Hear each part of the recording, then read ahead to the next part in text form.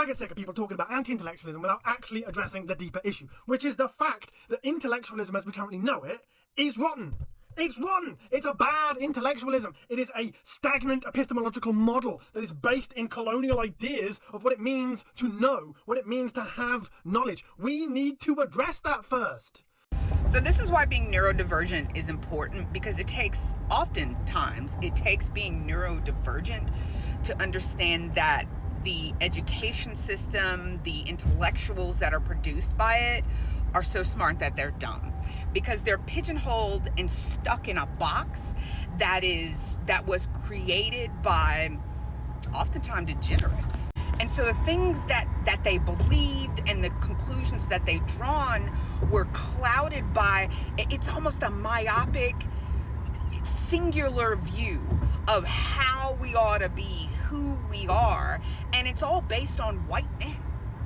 And the only time most people get like exposure to ideals from a global perspective and how people thought about how they should be and who they are, it's because they paid for a course.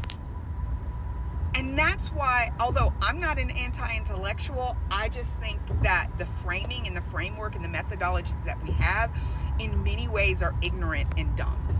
And it is purely the supremacy that is, and the blind adherence. Like, intellectuals are just as much cultists as people in religious sects.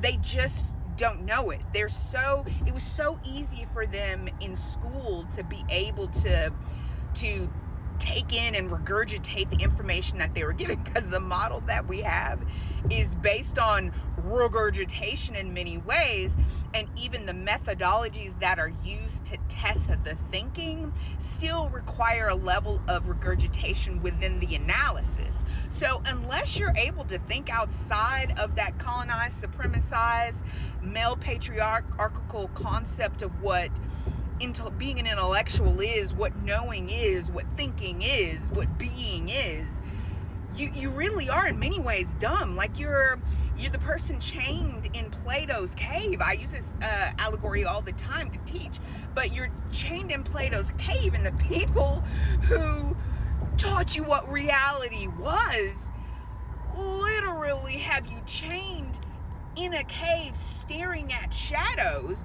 when really what you need to be doing is turning around and looking and realizing that reality is a lot more expansive than you think.